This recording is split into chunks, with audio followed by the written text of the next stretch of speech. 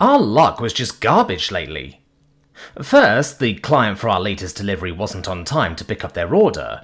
Then once we were finally ready to take off, the exceptionally dense asteroid field has shifted to the point where our word-of-mouth map wasn't accurate anymore. And then, as we tried to maneuver through the mess, some local jerk in a sporty cruiser sideswiped us and never looked back. Good news, our shields did their job and prevented any damage. Bad news, that asteroid field was full of junk, including the remains of something mechanical that turned out to be a broken gravity generator. Our little yellow ship got stuck to the side of the scrap heap like a lemon on a pile of compacted cars. At least Kavley got the solar cells folded in time. So there we were with no other ships in sight. Our own ship's gravity tech was enough to counteract the pull coming from this thing, so nobody was falling down in the hallways, but escape velocity was going to be a problem. Mimi came up from the engine room to study the readings on the scrap heap, and he didn't like the odds of igniting something with our thrusters.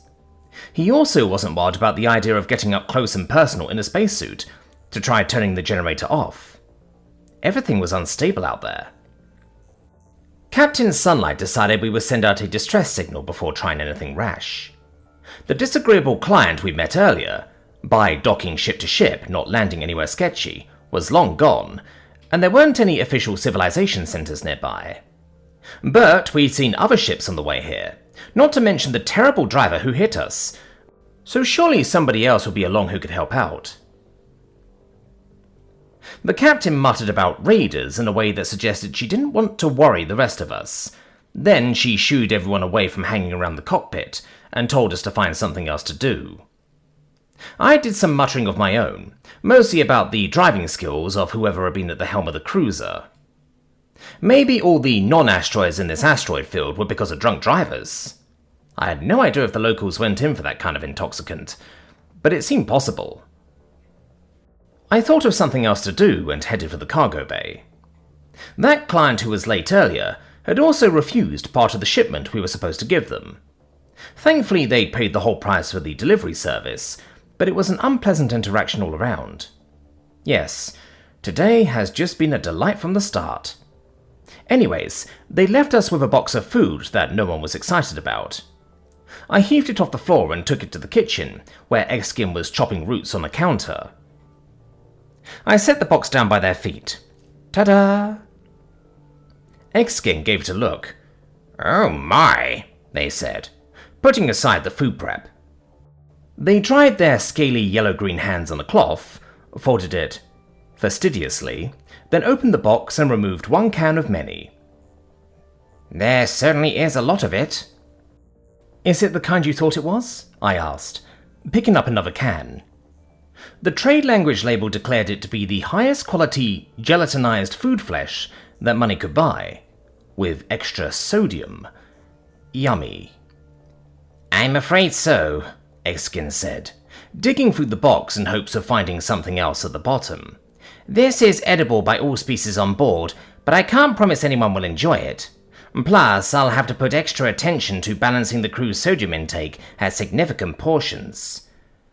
"At least it lasts a long time," I said, finding the expiration date.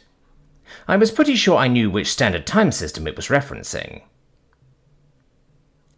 Eggskin reached the bottom, then arranged the cans back into tidy columns. "I'm not surprised someone didn't want this. It wouldn't be difficult to overorder." The ship's intercom chimed. Captain Sunlight said, "Will Z, Trilly and Coles kindly join us in the cockpit? I'd like a consultation about translators and what may be a mesmer vessel." I wasn't a mesmer or a translator, but I was curious, and Eggskin was cocking a brow ridge at me like they knew that. "Go ahead," said the cook/medic, turning back to the roots on the counter, with a detour to wash any box germs off their hands first. "Just shove that into a corner, will you?" They pointed their tail at the meat products. "Sure thing." I moved it to an out-of-the-way spot, then hurried toward the cockpit. I heard Z's bug feet clicking down the hall ahead of me. When I arrived, I found Trilly lurking in the hallway, a collection of shiny black and red exoskeleton limbs that didn't fit comfortably in the cockpit when anyone else was there. She didn't acknowledge me, but she definitely saw me with her range of vision. She politely folded a pincher arm so I could peek into the room. Z was there, shiny purple, and taking up an awkward amount of space. I didn't even see Coles at first because he was on the opposite end of the size scale, short and stocky, and standing on the other side of Kavlei's pilot chair. Brick red scales were barely visible over her sleeve as she adjusted the focus on one of the screens, flapping her frills in what looked like concern. Weo was in the other seat, her tentacles fiddling with the controls, with Captain Sunlight standing in between, but all the rest of my attention moved to the spaceship shown on screen. It was electric blue and exceptionally glittery. The captain gestured with a yellow-scaled hand and said, "You can see why I thought of mesmer construction." Z flicked an antenna. "It is stylish for certain, but not shaped like a mesmer vessel." Trilly agreed. "I've never seen one formed like that before. Perhaps the shipbuilders were impressed by the awe-inspiring coloration schemes of all things mesmer, but no, that is not one of ours." I honestly didn't know how they could tell. Spaceship design was not my specialty. It looked like a normal enough shape to me, pointy in front and all that. And it sure did sparkle. But our friends the bug aliens weren't the only ones who liked that kind of paint job. Captain Sunlight nodded her lizardly head. "That's a good sign then. The raiders I was told to watch for are definitely mesmer. An insult to the species at large, I'm sure." Both Trilly and Z angled their antenna in a way that looked like they agreed. The captain continued. "Before we contact them, I have a question about the ship's name. Can either of you shed some light on that?" She looked at Trilly and Coles, the translation experts, as she had Weo bring it up on the smaller screen. Trilly hissed quietly, seeming thoughtful. Coles said, "The lettering is regular enough, but I've got to admit the spelling is a little odd for doorway. Maybe it's a different trade language using the wrong symbols." Trilly said, "Or yet another made-up sound here to annoy us." Coles nodded. "Or that." I studied the words on the small screen while the glittery ship coasted along on the big one. They didn't look like anything at first, then I sounded them out. Phonetically, they were very similar to the doorway words for your and mother. I burst out laughing. "Does that say your mama?" The rest of the crew stared at me with alien eyes.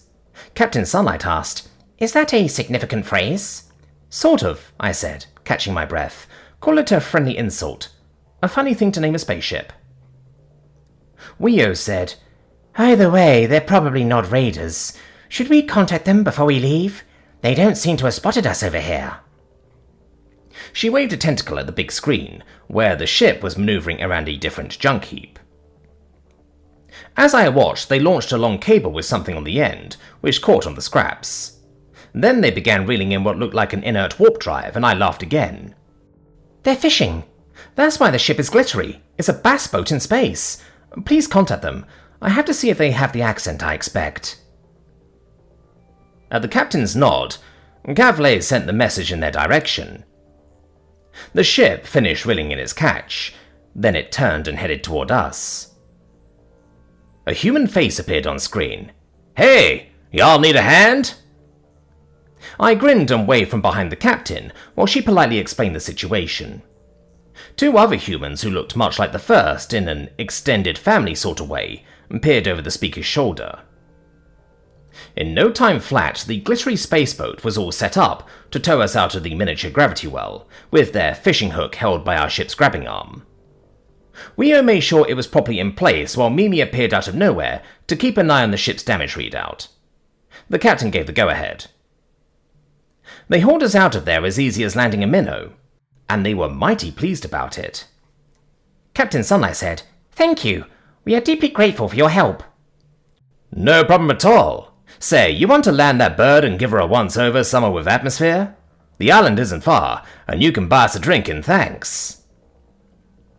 Some polite questioning from the captain got us a description of the local hangout, a place that had once been a mining operation, and was now a not-on-official maps trading post.